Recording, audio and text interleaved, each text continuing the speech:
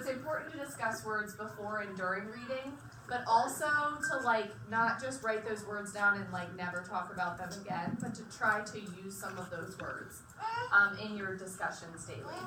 Not understanding vocabulary will directly interfere with your child's ability to comprehend the text.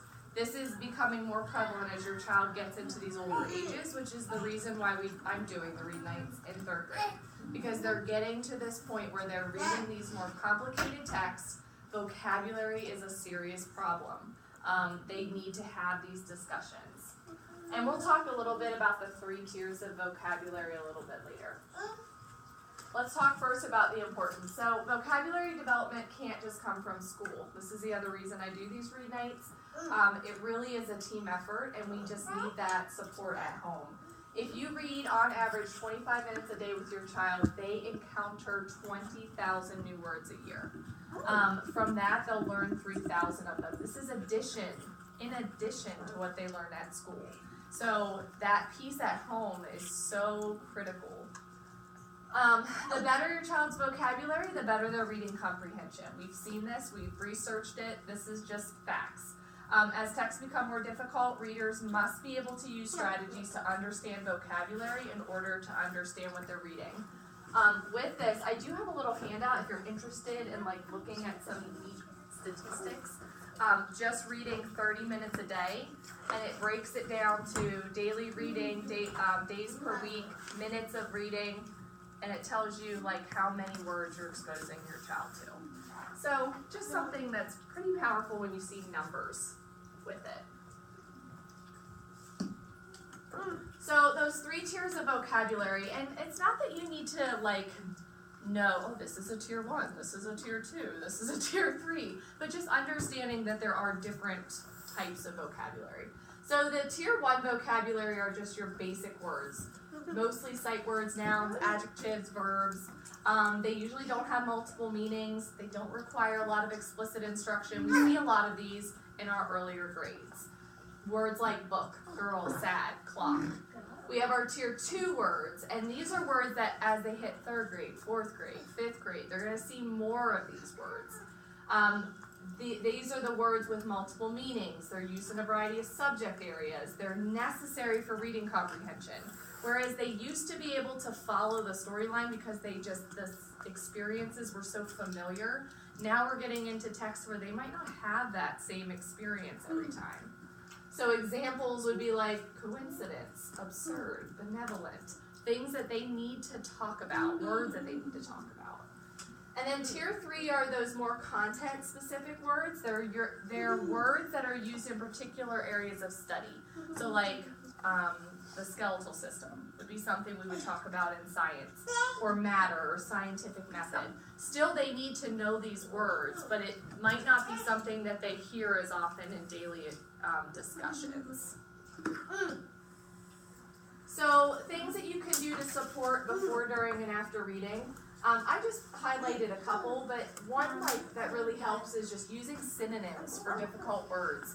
So, as an example I gave in math class, they're very familiar. They call, when they write a number sentence to match their story problems in math.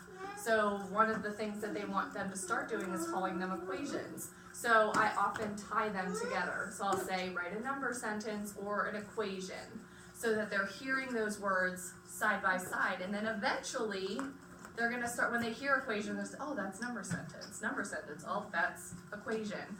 So just trying to do that as often as possible. Give that bigger word for that more familiar word. Have your child act out a word. Have your child repeat the word after you and then discuss it. Look at pictures or videos online.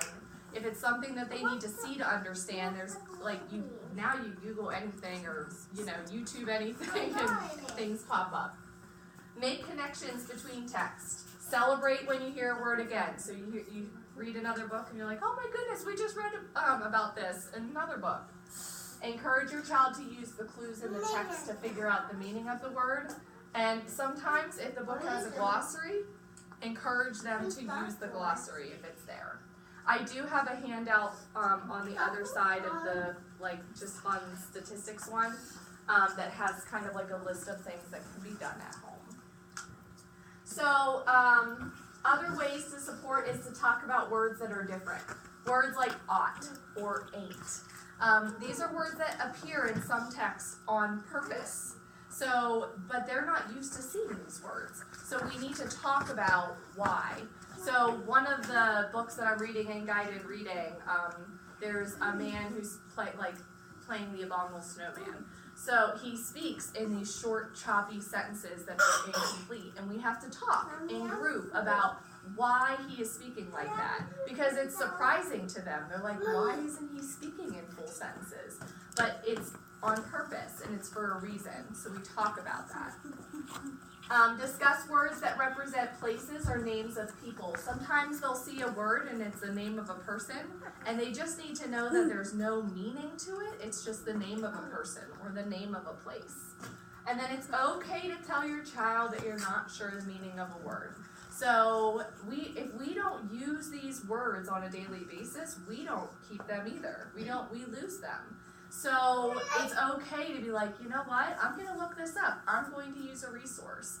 And if they see you doing it, they're going to pick this up. Okay, this is what I do when I'm not sure of it. I do have on the back of the calendar, and I'm not sure if I have any pulled out. Let me see. On the back of the December calendar, you might have seen I kind of gave them a vocabulary challenge. So, as you're reading this month, you and your child can record words that you're discussing in your books. And then I just kind of made it fun by saying if they put 10 words in there, they get a Bearsville buck. If they do 15 words, they get 2 Bearsville bucks. And trying to encourage them to fill the chart with words that they're talking about. I did say that if they are writing the words, I just appreciate if you initial the word, because I do want that to be an adult-child conversation. These should be words that are not familiar to them. And then, or if you just write it, I can tell your handwriting by this point. So if you just write the word, then I'll be good with that. So just something fun the kids were excited about. So that's in their December reading calendar. So for the rest of the night, if you have any questions about vocabulary or you wanted to talk to me about anything, handouts are back here. Make sure your names are in the raffle. And then the remainder of the time is for you to just be reading with your child. And I do tell them, make sure this is their reading for the night so they can count these minutes. We have hit our reading goal every single month. So they've been like really excited. They've hit and gotten their incentive every month. So keep on reading. All right, thank you. All right, go get some.